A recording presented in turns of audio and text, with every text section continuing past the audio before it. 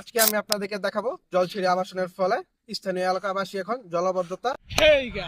Hey guys, আমি Amit Hasan, back to back new video. আজকে আমি আপনাদেরকে দেখাবো জলছিড়ি আবাসনের ফলে স্থানীয় এলাকাবাসী এখন জলাবদ্ধতার ভিতরে। তো সেটা এই চিত্র আমি এখন এই ভিডিওতে তুলে ধরবো। আমি এখন আছি জলছিড়ি আবাসনে এবং আমার পিছনে যে দেখতে পাচ্ছেন বৈরাগবাড়ি। এক সপ্তাহ যাবত বৃষ্টি হয়েছিল এবং বৃষ্টি হওয়ার ফলে বৈরাগবাড়ি যে নিচ এলাকাটা বা গ্রাম পুরো পানি জমে গেছে। রাস্তাঘাট, মানুষের ঘর বাড়ি এবং গোসলখানা এবং বাথরুম সবকিছু পুরো পানিতে তলিয়ে গেছে। তা আমি এখন আপনাদেরকে ভিডিও এবং কিছু ছবির মাধ্যমে দেখাবো।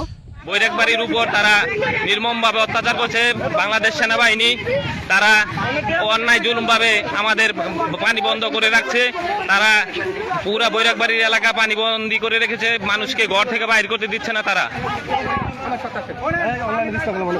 দ্বিতীয় ভিডিওটিতে আপনারা দেখতে পাবেন বৈরাগবাড়ি গ্রামে কোথায় কোথায় পানির কারণে জলাবদ্ধতা সৃষ্টি হয়েছিল। বৃষ্টি হওয়ার ফলে পানি আটকে যাওয়ার কারণে মানুষের ঘরবাড়ি, রাস্তাঘাট সব জায়গাতেই পুরো পানিতে ভরে যায়, যার ফলে গ্রামবাসী প্রায় ভোগান্তির শিকার হয়।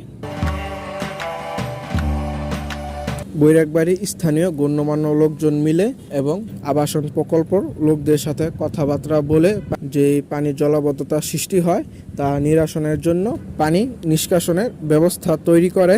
এটা হচ্ছে পুরো জলছিড়ি এবং তার সাথে রয়েছে যে বৈরাগবাড়ি। এবং মেন কথা হচ্ছে এই বৈরাগবাড়ি সামনে পিছনে সব দিকে হচ্ছে কিন্তু জলছিড়ি আবাসন। স্বাভাবিক ব্যাপার হচ্ছে যেখানে নিচু জায়গা থাকে সেখানেই পানি জমে।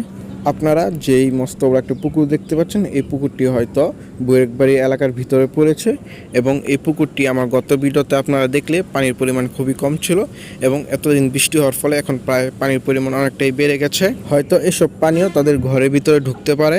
তো আপনারা তখন দেখলেন যে জলছিড়ি রয়েছে পুরো চারদিক, তার মাঝখানে রয়েছে বৈরাগবাড়ি গ্রামটি এবং বৈরাগবাড়ি গ্রামের পুরো চার সাইডই প্রায় বালুতে পুরো ব্রড করে ফেলেছে।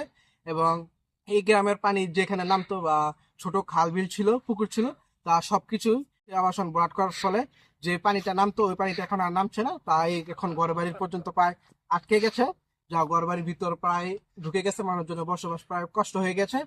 আর যেরকম বাংলাদেশের তিন দিকই রয়েছে ইন্ডিয়া, এরকম এই গ্রামের তিন দিক বা চার দিকই রয়েছে আবাসন শুধু। এবং এই থেকে বোঝা যায় কি যে তারা প্রায় বৈরাগবাড়িটা এবং সেটা হতে পারে আবার না হতে পারে।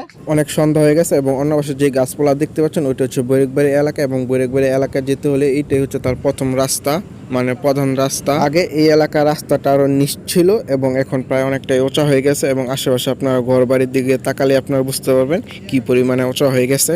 তাই এলাকাটিতে এখন পানি নিষ্কাশনের কোনো জায়গা নেই।